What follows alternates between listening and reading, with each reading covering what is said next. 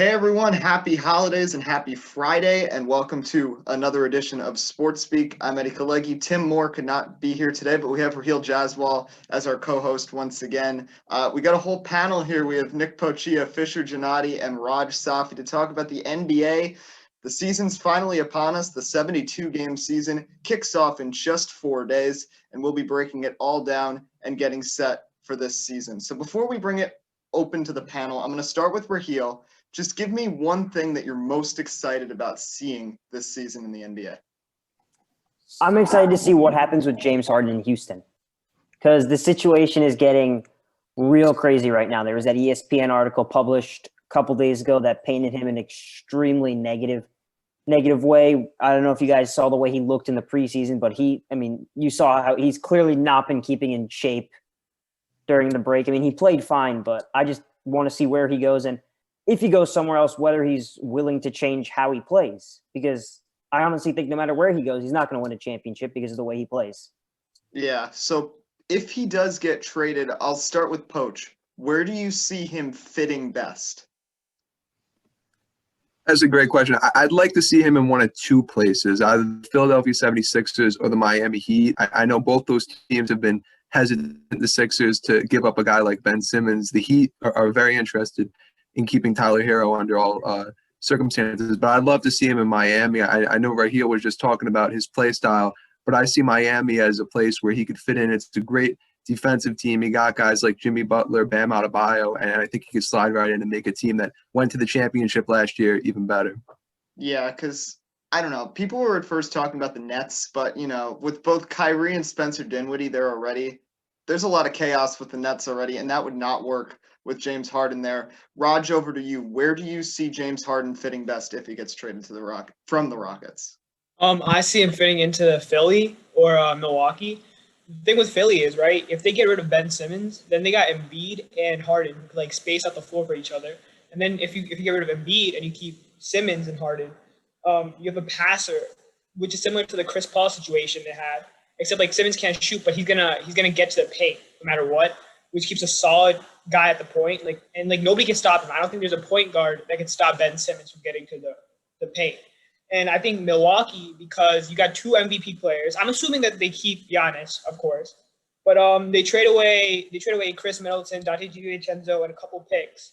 They have two MVP caliber players, and they space out the floor again, so Giannis could just take over the paint, and you can't leave Harden unguarded at the three. So it's very confusing for the defenders. And you also got Drew Holiday as the third star. And he's pretty deadly too, so that would be a perfect fit for him. Yeah, Giannis and the Bucks have throughout the years, they really haven't had many good shooters other than Chris Middleton. So I think that could be a good fit. Lastly, Fisher, over to you. Where do you see James Harden fitting if he gets traded from the Rockets? Like y'all have said, he has a lot of options. I think at the end of the day, he'll definitely want to be on a winner since he hasn't really had much success in Houston over the years, since he really hasn't had much of an opportunity there. Like y'all have said, Philly, Milwaukee, and Miami are all some options that he has, and those are all teams that he's capable of winning on. So any of those teams really seem like a good fit, like y'all have said. So, I can't really say much outside of what y'all said because y'all basically covered most of it. But I think he really wants to play for a winner after spending a lot of years just getting eliminated when he is capable of maybe going to the finals and winning a championship, and he just is tired of wasting his talent on Houston. So let's shift gears to the Clippers, who, of course, had a major heartbreak, up 3-1 against the Nuggets and then failing in the playoffs last year when everybody thought it was going to be Lakers-Clippers in the Western Conference Finals. On top of that, they have a new coach, and they lose Montrezl Harrell in free agency and really didn't upgrade the team that much. I'm going to start with Rahill. What are your expectations for the Clippers this year in a really stacked Western Conference? I still see them finishing top 5. Maybe top 4, but maybe another team squeaks into the number 2 seed instead of them. My biggest problem with them is not only they lost Montrezl Harrell, but they lost him to the Lakers, which is essentially the one team you can't afford to lose people to. The Lakers, their one concern last year was their bench, and now they have Dennis Schroeder and Montrezl Harrell coming off the bench, and obviously LeBron and Anthony Davis. Meanwhile, with the Clippers, I mean, is Kawhi going to stop the load management? Is Paul George going to play well in the postseason? Are they going to make adjustments? Because Ty Lue was the assistant coach, so he probably had something to do with not making adjustments in that series versus Denver. So there's a lot of questions, but if all goes pretty well, I still see him going top 3, top 4. But question is whether they get to the Western Conference Finals. That's my thing with the Clippers. Poach, your thoughts on the Clippers? It's tough now because, like Rahill just hit on, the Lakers, my biggest criticism of the Lakers last year was it felt like a team with 2 players and a lot of role players around them, and that's changed. You got guys like Dennis Schroeder, Montrezl Harrell, who are legit. They'd be all-stars in the East. These are guys who can play, and they can play at a high level. And when you look at this Clippers team, I don't want to count them out. You still got a guy like Kawhi Leonard. Paul George obviously struggled down the stretch last year. I think they can go to the Western Conference Finals, absolutely. They're going to have to get through teams like the Denver Nuggets, who are going to be very tough this year, and obviously who eliminated them last season.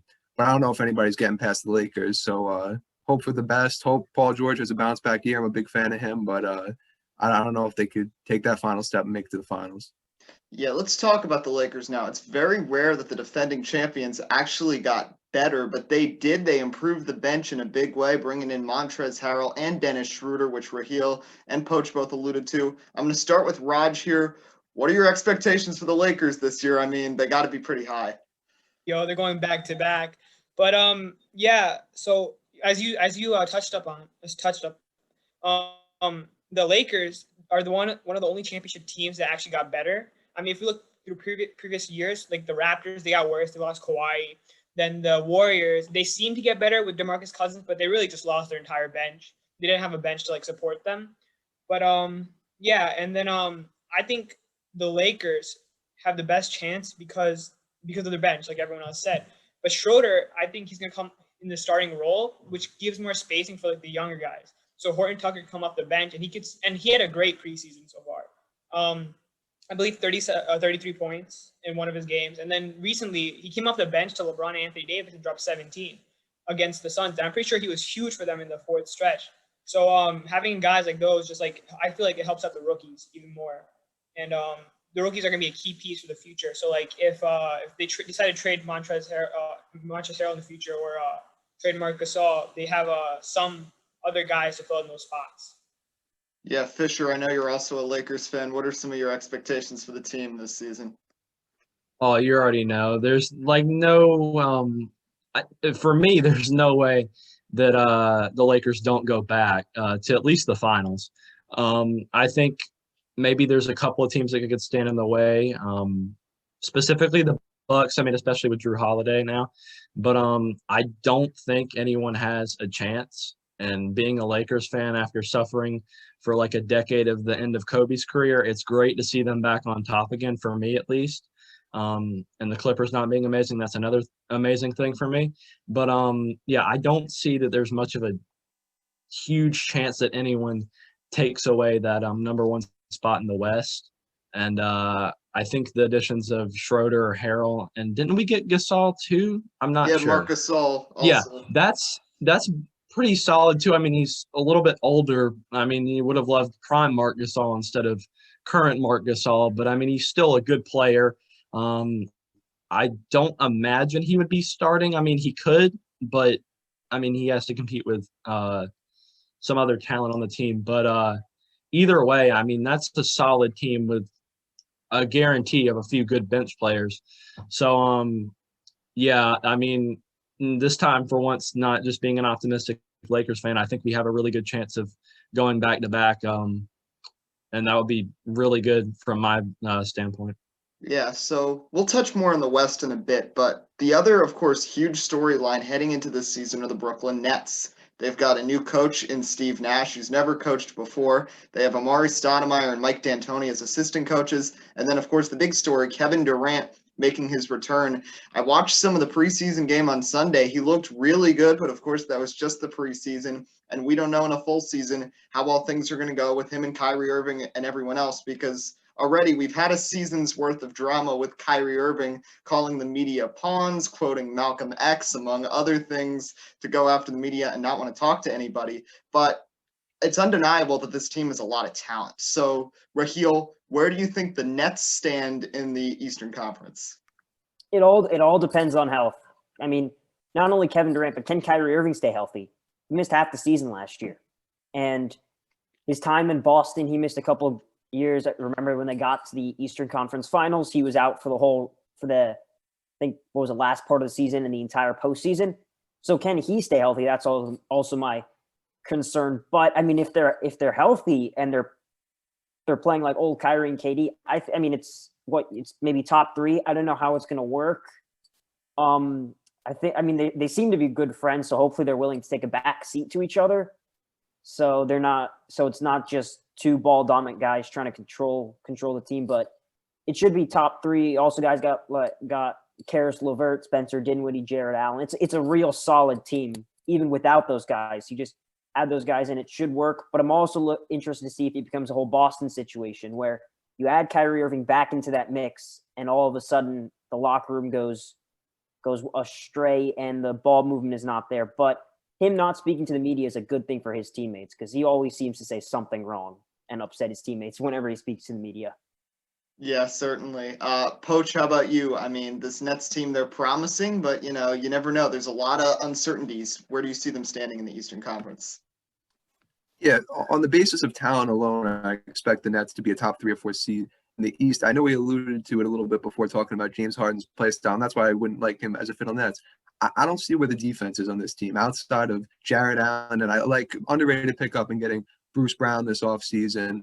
It's a lot of talent, but is it a team? And that's where you question. That's why teams like the Milwaukee Bucks, like the Miami Heat, who have proven that they can play as a team with players filling their role.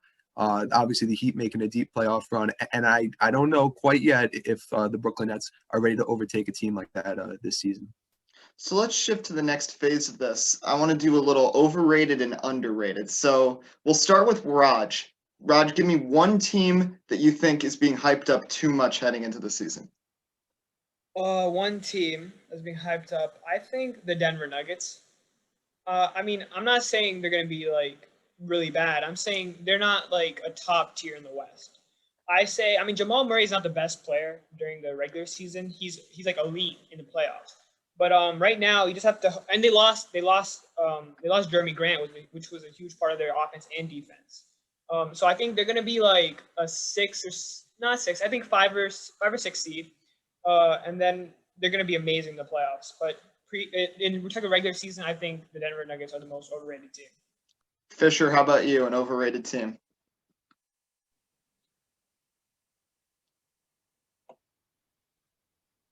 Can y'all hear me? I think my computer crashed. Yeah, we can still hear you, Fisher. Because I can't see y'all, but y'all want me to keep going? Yeah, we can hear you. You're still good. Okay. You said overrated? Yeah. Man, I don't really know many teams that seem overrated. I mean, I think, like you said, the Nuggets definitely. I mean, I could see them be overrated. I mean, it's just kind of hard to say. But I mean, there are a lot of teams that get a lot of hype, like the Bucks, who didn't really show much this past season, but they have a lot of talent. I feel like we'll see a top team that did really good last year not do amazing this year. So I don't know if it's really more overrated. I feel like teams are just going to start maybe falling apart slightly instead of just being overrated. Like, I mean, the Rockets, they're kind of falling apart. Like, I don't think anyone's really, from my viewpoint, is like highly overrated. I think that they're just going to start like kind of taking a nosedive, I guess, down rather than just completely being overrated. So, I mean, like I said, the Rockets, I think they're going to completely have to tank. So, I mean, I feel like a lot of those high up teams that lost their stars are going to have to like kind of rebuild. So I wouldn't say there's really an overrated team from my belief, but there's a lot of teams that are going to have to kind of just reload, and they might be in that situation for a while. I'm going to go with the Philadelphia 76ers. I know some people hype them up, some people don't, but they did lose a couple players in the offseason. They made that strange Danny Green trade, which didn't really, do much for them. They got rid of Al Horford, who didn't have a great year, but at least it provided a veteran presence. And I mean, I still don't know how much Simmons and Embiid can really contribute to the whole general scheme. And the Eastern Conference is a lot better than it has been in the last couple years, with the Nets and the Bucks both making big improvements. Charlotte's better. Atlanta's on the rise. It's going to be the toughest I think the East has been since, a few years ago when Cleveland was first getting going. So I think it's going to be interesting, and I think it's going to be a tough year for Philadelphia, especially if they don't end up making that James Harden trade. Poach, how about you, an overrated team? For me, it's no question. It's the Dallas Mavericks. I've been watching First Take a lot recently on ESPN, and Max Kellerman is insistent that the Dallas Mavericks are ready to take this next step. Obviously, talking about the series last year where they gave the Clippers a run for their money, but I think that was more about the Clippers struggling and the Mavericks really taking that next step. Obviously, Luka Doncic is a superstar, but we're yet to see anything from Kristaps Porzingis that suggests that he could play a full 82-game season. Obviously, he played the majority of the season last year. But I don't know if that's a team that we really put on par with the Clippers or the Nuggets or the Lakers. I don't think they're ready to take that next step. I like the team a lot. They're a good young team. They're going to be for years to come, but I don't view them as a finals contender the way some of the media are portraying them to be. And lastly, Rahill, how about you? I'm going to go with the Wizards because I just think Bradley Beal and Russell Westbrook will be an absolute disaster. Bradley Beal just came off a year where he's averaging 30 points and pretty much saw all of the ball. And we know Russell Westbrook doesn't take a backseat to anybody, no matter who you are. So that is not going to work. And the Wizards are probably going to struggle again, not have another good year. I think we're going to see a dip in numbers from both guys. And I won't be shocked if Russell Westbrook wants out of Washington at the end of the season.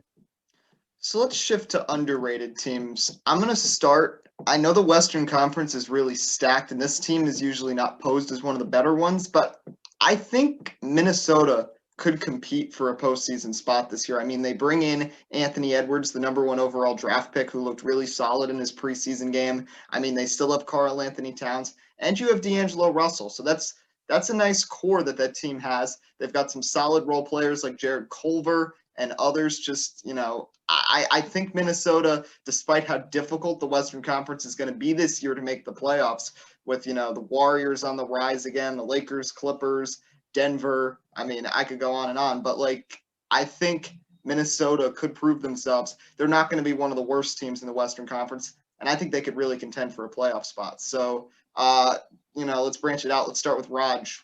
What's an underrated team heading into the season? Underrated for me, I think the Charlotte Hornets are very underrated. They got Devontae Graham, which is one of the most underrated players, I think, right now. I remember 2 seasons ago, I believe, they had Kemba Walker, and they got 9th seed, and they got rid of Kemba Walker, and they came back to the 9th seed.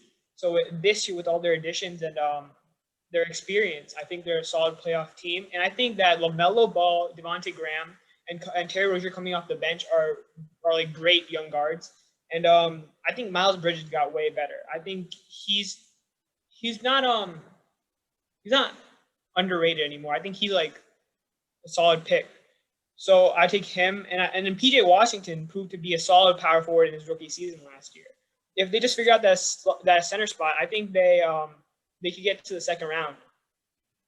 So Fisher, how about you, an underrated team?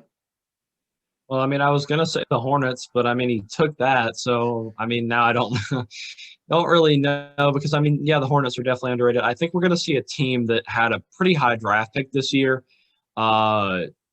really kind of stand out. Maybe the Suns, they had a lottery pick, but they obviously kind of rebuilt with getting Chris Paul. So I mean, I think that they're getting attention, maybe not that much. But yeah, I mean, I feel like we're going to see a team that had a really high draft pick stand out, kind of like the Timberwolves, Hornets. I mean, maybe you could see the Warriors. Maybe James Wiseman carries them a little bit. But with the injury of Clay, that's really tough for them to do amazing. But I think somebody that has a high draft pick this year is going to do very good in the regular season. And maybe just surprise some people. So, I mean, any of the top 3 teams in the draft this year, I mean, they got some amazing talent. And I mean, they could prove people wrong. So I mean, I'd pick any of those top three teams as someone that's kind of underrated. They're not like, I don't think they'll do amazing this year, but I think they'll definitely turn some heads. So like either any of those three teams, the Timberwolves, Warriors, or Hornets, because they've got some young talent now, but they also have, older guys. In the case of the Hornets, they've got Gordon Hayward now. The Warriors still have Steph. I mean, they're going to miss Clay, but yeah, and then the Timberwolves still have Cat and D'Lo. So, I mean, I'd go with any of those top three teams that had a draft pick in the top three this year as some teams that are specifically overrated. Yeah, so Underrated. yeah. Sorry. The Hornets, they might have overpaid a bit for Gordon Hayward, but they did get him, so that is an improvement. And the Warriors, I don't know, the Warriors are an interesting case because if you remember those like few games even before Steph Curry got hurt, they were nothing compared to what they had been the last few years with no Klay Thompson, no Kevin Durant. And it's that same situation again. So there's going to be a lot of pressure on James Wiseman to really step up as the third person out there with Curry and with Draymond Green, especially with how difficult the Western Conference is going to be this year. Over to you, Poach. How about a team that's underrated? Yeah, for me, it's the Sacramento Kings. I kind of compare them to like the NBA's Cleveland Browns, a team that there was a lot of hype around when the young core first entered the league and maybe had a little bit of a tougher year last year. De'Aaron Fox is somebody who I think everybody needs to watch out for this upcoming year. Obviously, expectations were high for him to take another step last year. Maybe that didn't quite happen the way we expected it to, but I expect him to take a step this year.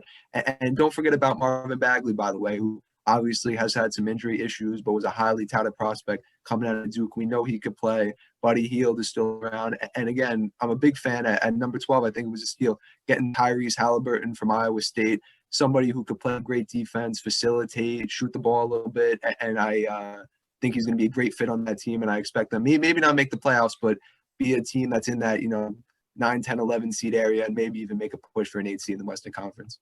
Yeah, and also it's important to remember they changed the playoff format. So, like, if you're a 10 seed, you still have a chance to get in because they're doing that play-in tournament with 7 through 10. So that just like further opens up the Western Conference. Rahill, lastly, over to you. Who's an underrated team heading into the year? I'm looking at the Atlanta Hawks. I think they're pretty underrated. I think they can push for maybe an 8th seed in the Eastern Conference. Trae Young's going to be doing his thing. Obviously, they picked up Rajon Rondo, which will be a great veteran presence. We saw what he did for the Lakers. Essentially formed a big three with AD and LeBron. That'll help. They got Bogdanovich now, who's a good scorer. He can score from all ends, shoot the 3 ball, get inside. He can do that. So they also got Onyeka Okongwu. They drafted him 6th overall. So I think you'd see the Atlanta Hawks take a big step toward the playoffs this year and maybe in the next coming years.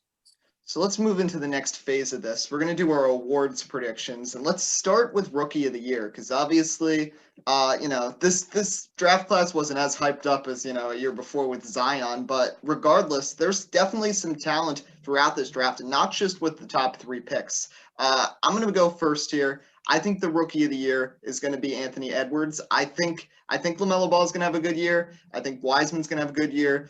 Poach mentioned Halliburton. I mean, he's going to be solid, but I think Anthony Edwards is really going to step up and fit into that role in Minnesota because that team, other than Andrew Wiggins, has not really had any forward presences out there that have been talented since Kevin Love almost 10 years ago. So it's nice for them to kind of have a young guy that can kind of work around Karl Anthony Towns and D'Angelo Russell. And I think all 3 of them are going to make each other better. And I think Edwards is going to prove why he was the number 1 pick. So let's start with Rahill on this one. Who's your Rookie of the Year prediction?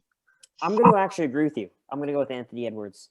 For all the reasons you said, he's in a good situation with Karl Anthony Towns, D'Angelo Russell, a couple guys to help him. I don't think there's going to be so much pressure on him, even though he is a number 1 overall pick, just because he has players around him. And I think that's going to help. And I think LaMelo Ball does have a very good season, but there are some holes in his game when it comes to defense. So I'm going to go with Anthony Edwards.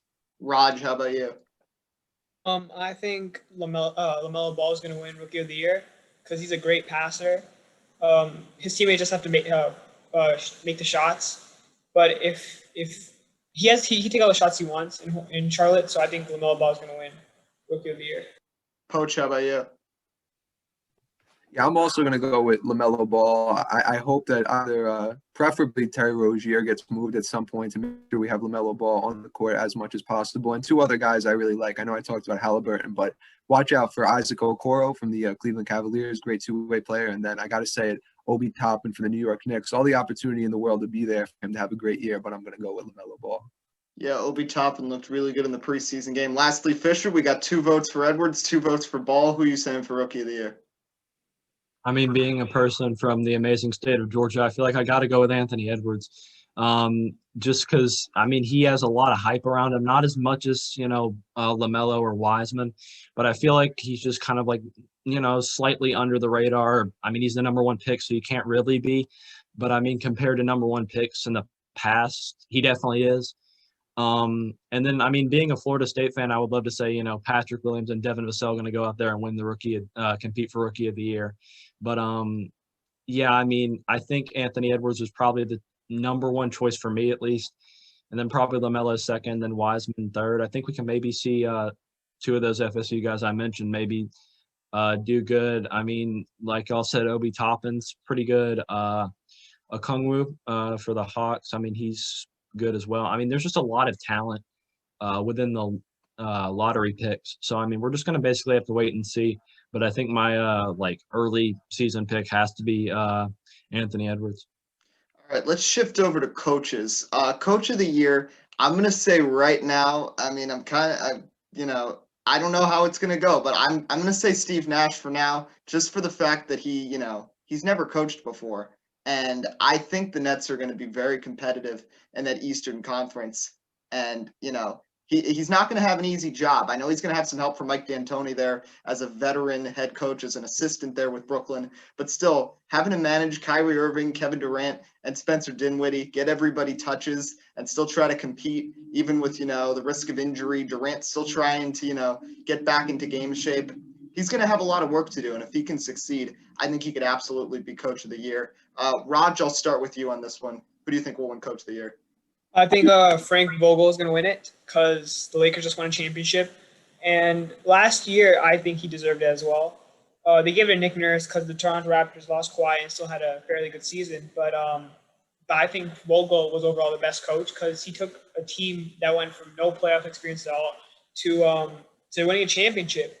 That's huge. And I know they got Anthony Davis, but you got to think about it. It was Vogel's first year, and he got the job done. I mean, if you had some other coaches, they probably might have not made the right rotations, and they might have not won the championship. Fisher, how about you, Coach of the Year? I mean, I got to agree with them. I mean, Frank Vogel, great coach. We saw that this year, or, well, I guess technically last year, but we have seen him in the past just know how to have a good team, just actually coach a good team. And he's able to handle LeBron and Anthony Davis, 2 amazing players. So, I mean, he definitely proved he was the best coach last year by them winning the championship. And I definitely think he got robbed last year for Coach of the Year. But I think the championship to him was more appealing. But I definitely think he could win Coach of the Year this year along with the NBA championship. So, yeah, I guess I'll go with Frank Vogel for my pick. Poach, how about you? I think Nick froze. Let's go over to Rahill. Rahill, how about you for Coach of the Year? I was gonna say Vogel as well, but just because everyone's going with that, I'll maybe change. Watch out for Budenholzer in Milwaukee. He's been in the running for the last couple of years. He's done a great job with Giannis and getting shooters around him. Now you have a secondary scorer in Drew Holiday who can take over whenever he wants. So for that reason, I could see Budenholzer winning it. But whenever you have LeBron and Anthony Davis and you're finishing the 1 seed, Vogel's always going to be in the conversation. He also did wonders for that defense down the stretch. People don't realize how good of a defensive team the Lakers were in the during the season. Their only problem was they couldn't shoot the 3 ball, but they played great defense. That was in part because of Frank Vogel. Poach, you're unfrozen now. So how about you, Coach of the Year? Yeah, I'm sorry about that. We got a lot of people on the internet right now, so it's going a little crazy. But for me, it's going to be Monty Williams from the Phoenix Suns. Going a little bit off the board. When we think about the guys we talk about, for Coach of the Year. In the past 2 years, it feels like it's not always the coach of the best team, the coach of the second best team, but a coach who could bring together a new group of players. My pick last year, he didn't end up winning it, was Billy Donovan. And I see him having that same type of Billy Donovan effect on this team with Chris Paul being introduced into the system. And we saw him do a tremendous job in the bubble. Obviously, the Suns went undefeated last year, and I expect him to bring that coaching prowess to this next season. So this is an interesting next award. Before we get to MVP, let's talk about most improved player. I'm going to skip sixth man because we don't know who's going to be on the bench or whatever, and it's probably going to be somebody from the Lakers anyway. But most improved player, I'm going to start. I have a lot of faith in the Hawks this year. I think John Collins is going to have a really good year with Atlanta. I just think that team, now he can be complemented by Clint Capella out there. Of course, he's got the point guard Trae Young he's been with for the last couple of years. And bringing in veterans, like Danilo Gallinari and Rondo, I think John Collins is really going to have the opportunity to, play really well. And in the last couple months of the season last year, before the COVID shutdown, he was really helping to fuel the Hawks, and the Hawks were starting to get on a good stretch. They just narrowly missed out on being part of the bubble. I think they were only like 2 games behind Washington. So I'm going to go with John Collins for most improved player. I'm going to start with Raj here. Who do you think could win most improved player this year? I'm taking Shai Gilgeous-Alexander. They lost all their guards. They lost everyone, basically. They lost all their scorers. So I think Shai is going to have all the freedom in the world. He's going to have a Westbrook-type season. Not exactly scoring a triple-double, but I'm seeing 22 to 25 points, then a couple 7 or 8 assists, and he's pretty tall. So I'm saying 3 or 4 rebounds. And that, I think he's going to be an all-star as well. And I think he's going to be the most improved player. Fisher, how about you? The guys that y'all have gone with, John Collins and Shai Gilgeous-Alexander, those are pretty good options. I feel like either of those guys could really break out. I don't really want to pick someone that's very high up, but either of those guys you said have already have named could definitely win the most improved player award.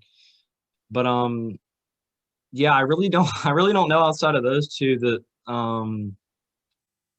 who could win it, just based off of, I'm not one of those people that sits there and studies stats. So I really don't know who had the worst season and is going to rebound.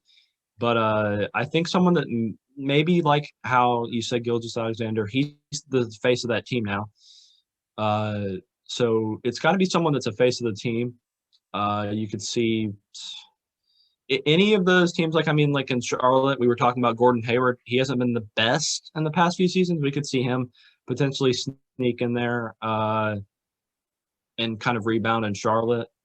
I don't want to, pick an all-star or any of that, but there's been some struggling all-stars like DeMar DeRozan. He's been struggling for a little bit. Not amazing. He just doesn't get that much spotlight in San Antonio as much as he got in Toronto. There's a lot of people or players that just haven't been amazing, but they're really close to breaking out, and you just really can't predict who's going to have an amazing season and who's not. So I'm kind of stuck in that middle spot where I'm not really convinced on a certain player, or if I think that they're going to be just bad. So any of the guys you named, I feel like there's a couple, like I said, Hayward and DeRozan. I think those guys could potentially have just kind of a resurgence. But it's going to be really interesting. It's going to be a competitive race for the most improved player for sure. Yeah, someone else who just popped in my mind that I didn't even think about, John Wall too. He's been hurt the last 2 years, and if James Harden is not committed to the Rockets, he clearly didn't seem like it when he showed up to the first preseason game. Especially if he gets traded and the Rockets still stay relatively competitive. If John Wall or DeMarcus Cousins have a good year, I think there's more of a chance John Wall does, but they could both be in the picture. Poch, how about you for most improved player? For me, I know I talked about the Kings a little bit earlier. It's got to be De'Aaron Fox. This is somebody who we know is one of the quickest players, if not the quickest player in the NBA. Had a great rookie season, sophomore season, and he's somebody who I expect to really elevate himself to that all-star caliber player level. And 2 other guys I'd touch on quickly, one being Lonzo Ball from the New Orleans Pelicans, somebody who was a highly touted draft prospect, has a lot of the tangible abilities that you look for in an NBA point guard in the modern day. Obviously, great height at the point guard position, defense, passing ability, and I expect him to get better. And also somebody who had a very good season last year, Domantas Sabonis from the Indiana Pacers, somebody who I would compare to the likes at his peak of a Nikola Jokic or a Bam Adebayo, that new evolutionary center that can facilitate at the 5 position. And maybe he really moves into that superstar category at some point this season. Keep an eye out on him. And lastly, Rahill, most improved player. I got 2. I'm looking out for Tyler Hero because Tyler Hero only averaged his stats around last year only about 13.5, 14 points a game. So you could really see after what he did in the bubble, you could really see him make a big jump by maybe averaging 8 or 9 points more.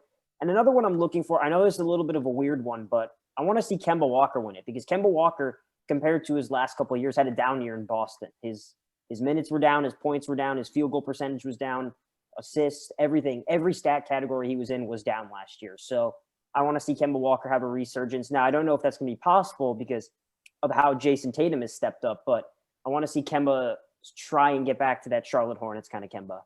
Yeah, it's tough with Kemba Walker because, he's got to be happy that he's on a good team for once. And, he's got Jason Tatum and Jaylen Brown and Theis. He's got a few really talented guys out there. So the stats are down, but the team is better. So he also dealt with a lot of injuries last year. But I want to move into the award that could probably spark some debate. MVP for the upcoming 2020-2021 NBA season. I'm going to get started, and mine might already be a bit of a surprise here. I think it will be a Laker, but not LeBron James. I think Anthony Davis is going to win MVP this year. I really think Anthony Davis proved himself in the bubble. There were a few games in the playoffs where LeBron did not do his best, but Anthony Davis really picked up the slack. And, really, to see the improvement from the Lakers from year 1 to year 2 of LeBron, Anthony Davis was the big changing factor that brought this team from a team that could not even make the playoffs to a champion. And I think, I know everybody's transitioning away from the big man and the focus is always on guards rather than forwards or centers. But I think Anthony Davis is going to be able to dominate the paint, especially against a lot of Western Conference teams that are continuing to trend smaller. And I think Davis is going to have a really good year and he's going to get the MVP. We'll start here with Rahill. Who is your MVP pick? Luka Doncic. I think he would have if he had stayed healthy for all 82 games last year. I think he probably would have won the MVP. He averaged almost 30 points. He missed 20 plus games because he had some ankle issues here and there. But I think if he stays fully healthy for a full season, he wins the MVP. He's improving in every category. The one knock in his game, if you had to find one, was athleticism, but he makes up for that with his shooting. And he's pretty tough for a kid that young, and hopefully he's working on his defense. And I want to see – I think he wins MVP this year. A little Raj now. Who's your MVP? Is it going to be LeBron? I think it's between 2 players, Luka Doncic and LeBron James. But I think I'm going to have to give it to LeBron because, for the past couple of seasons, he's just been robbed straight up. I think that one season, his last season in Cleveland – he just got absolutely robbed. He took the team where he took a terrible team to the finals. Actually, he played 81 games, put 28. I forget the other 2 stats, but he put up 28 points. I believe 10 assists. And last year he led the league in assists, and he won the championship. So I think that he deserves it. The only reason I'm not saying Giannis is because of voter fatigue. And I think the third option would be Steph Curry afterwards because he's coming off an injury, and he's just going to go off on that team because Klay's not there. Yeah, Steph Curry's certainly going to have a big role, and he's going to be excited to play because he's been out for almost a year now. So, Poach, over to you. Who's your MVP pick? I'm going with the three-peat. I'm going with Giannis Antetokounmpo. Again, we know he's going to put up monster numbers. We know the Milwaukee Bucks are going to win a surplus of 60 basketball games. The question that is going to come at the end of the season for the media is, at what point do we start to reflect on the Bucks' lack of playoff success and say maybe Giannis is not the most valuable player anymore? Maybe it is a guy like LeBron James, who we've obviously seen have more playoff success. And obviously, I don't think that's how the award should be decided. I just think sometimes the media has a tendency to be biased in that regard. They'll have to grapple with that. It's a tough question. But for me, at this moment, if I had to make a guess, I'd say it's Giannis for the 3rd time now. And lastly, Fisher. We've seen 4 different people picked. Are you going to go with somebody different here, or are you going with somebody who's already been said? Who's your MVP? Well, I mean, that's the issue I have right now. I mean, being someone that isn't the best decision maker, it's a hard choice. You have like a lot of stars like Giannis, LeBron, AD, Curry, Doncic, like all of y'all have said. But I mean, there are some guys that could maybe just sneak in there that aren't, very like well known, but they could lead their team. Y'all talked about Jason Tatum earlier. He stepped up in a leader role. Could maybe see him just have a really breakout year. Trae Young maybe could have one of those Westbrook seasons where he just completely takes over and leads the team, with him being the superstar over there. I think when it comes down to it, I feel like we're going to see someone young, so that kind of rules out LeBron, even though I'm a Lakers fan. And I think when it comes down to it, I feel like you could say it's going to be either Luka, Giannis, or AD. I'd probably rule out AD, like said earlier, that they're kind of moving away from the big man and moving more towards the guard. But we've seen Giannis win it before, so that kind of doesn't rule out AD, considering they're both very tall. But I mean, I feel like Luka could have his true breakout year this year, considering he wasn't healthy all last year, I think, like y'all said. So he could potentially just have his complete breakout year, a full year without any injuries. But and I feel like most of the media is kind of swayed towards Giannis, because I mean, it's a good story. He's a great player and all of that. But I mean, I feel like I'm just kind of tempted to say it's going to be Luka, just because. And I mean, that's another good storyline. Just based off of, he's foreign.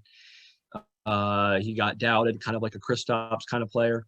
In that situation, they don't have similar playing types, but they both were kind of doubted coming out of the draft. But yeah, I feel like it's going to be either Luka or Giannis. I can't really decide right now, just based off of how much of the season we haven't even really started yet, and they're just in preseason. So I mean, there's a long way to go. So I won't really know personally. I don't know about y'all until like the season starts, maybe a few games past before I really have my pick. But yeah, I think it's going to be someone like y'all have named. Yeah, Giannis, I mean, he really proved to be a big MVP candidate last year. I remember he had like a 50-point game in one of the first few games. He had a 15-assist game. I mean, he really proved to be the most valuable player really early on. So two more things to get to. Before we get to our championship predictions, I want to pose a question about, the very short off season. We saw some moves, some player moves. And I want to ask each of you what you think was the worst move that a team made during free agency or with the trade or whatever. I'm going to get started, and I think maybe a couple people might have the same idea as me. Paul George getting a 5-year max contract with the Clippers after completely failing in games 5 through 7. I mean, the fact that he is going to be paid more than LeBron James this season, that the only person who's, I believe Giannis Antetokounmpo is going to be the only person paid more than Paul George in the NBA this year.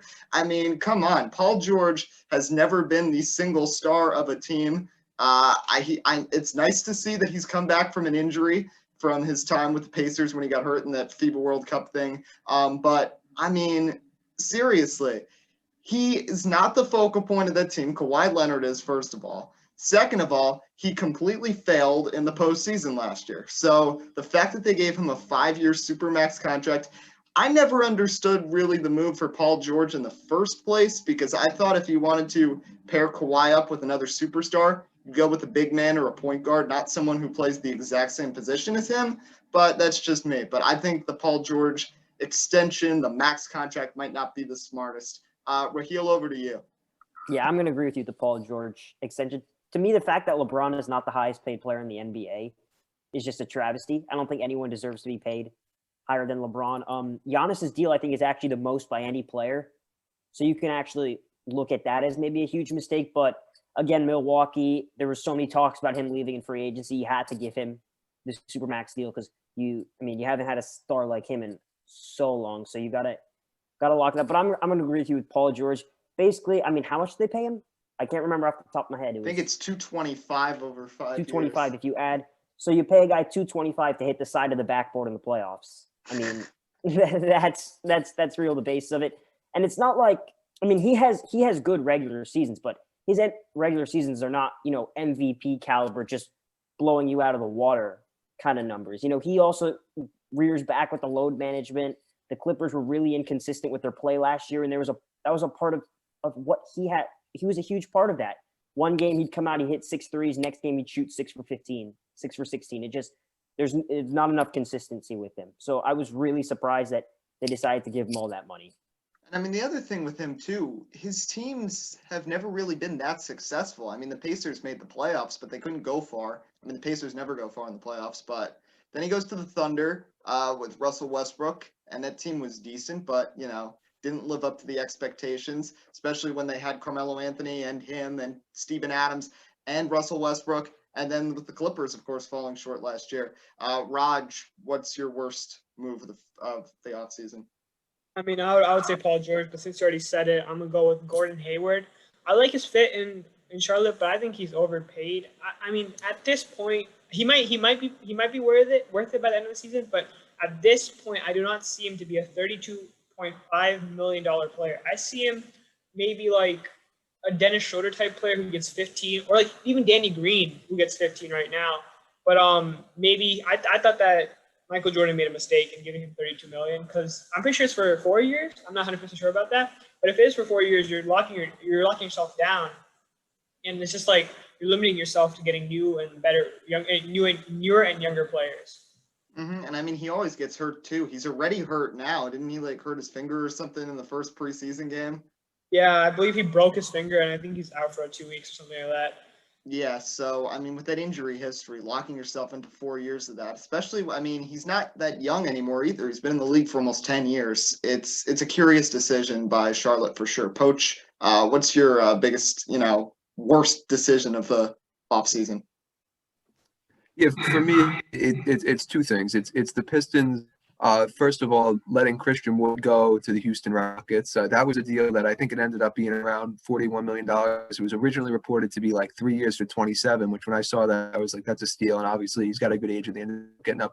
And then signing, it's one thing to let him go. Signing Jeremy Grant in excess of, I think, 3 years, $60 million or something of that nature, making well more annually than Christian Wood, who I think is one, a better player, two, is younger, and three, has more potential. We obviously saw him had a great game recently playing for the Rockets. That just made absolutely no sense to me. I felt like Christian Wood, somebody who could be a centerpiece for a rebuilding Detroit Pistons team, and I don't know what they were doing there. Yeah, Jeremy Grant's kind of a weird thing because there was this thing that ESPN tweeted. It was a picture of everybody in their new fits or whatever, and it was all the superstars that moved, and then they included Jeremy Grant with the Pistons. I don't know. Fisher, lastly with you, what do you think was the worst decision of the offseason? I mean, I feel like I gotta agree with Paul George just based off of how his playoff run wasn't amazing. But I love seeing the Clippers make dumb moves but I feel like that's gonna kind of backfire. He's not in his prime, to be honest.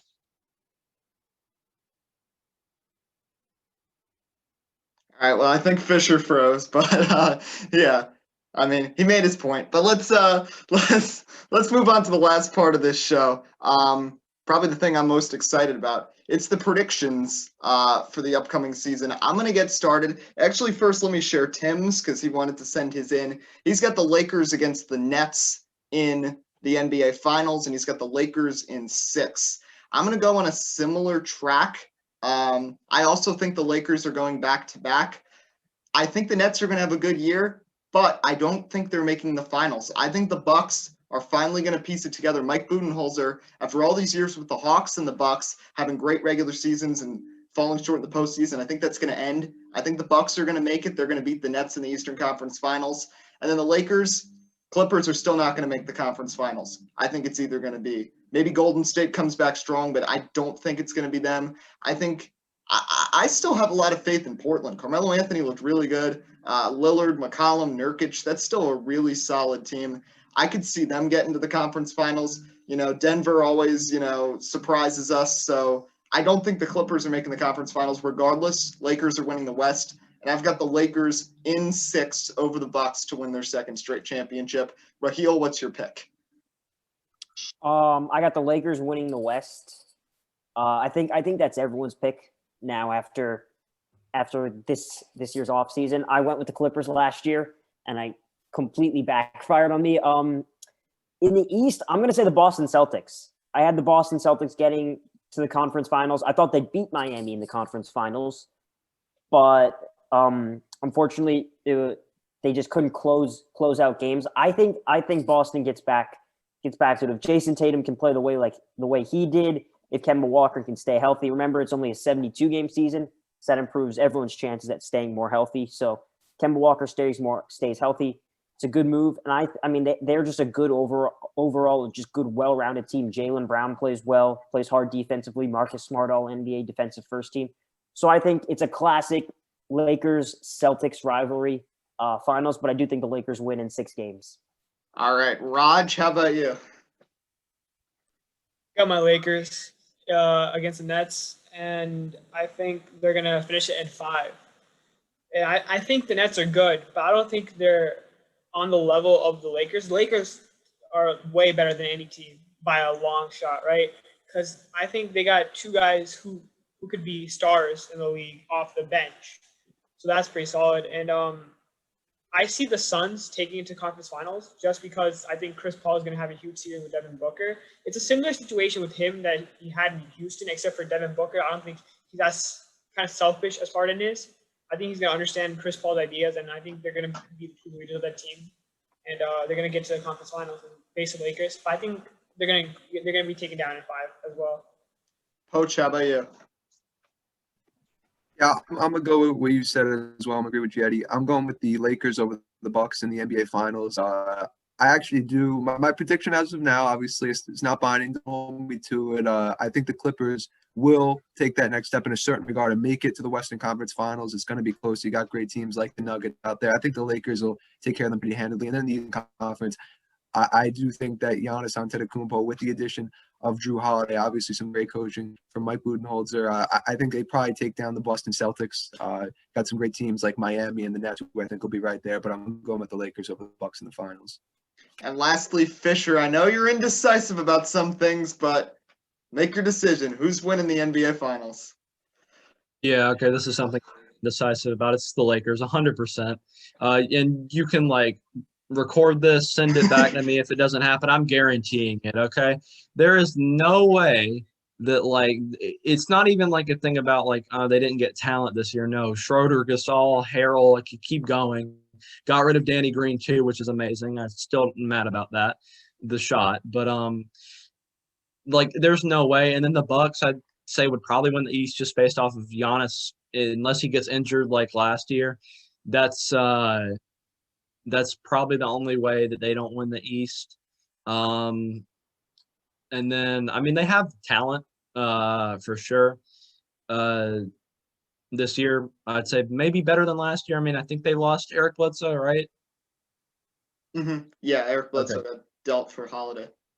Yeah. Okay. I thought that's what happened. And yeah. So I feel like they have maybe slightly better talent. I feel like Holiday might be better than Bledsoe. So I feel like they're gonna do good. Y'all said the Celtics. Think they're definitely a threat. Lakers Celtics finals would be cool. A lot that's happened in the past, tons of times.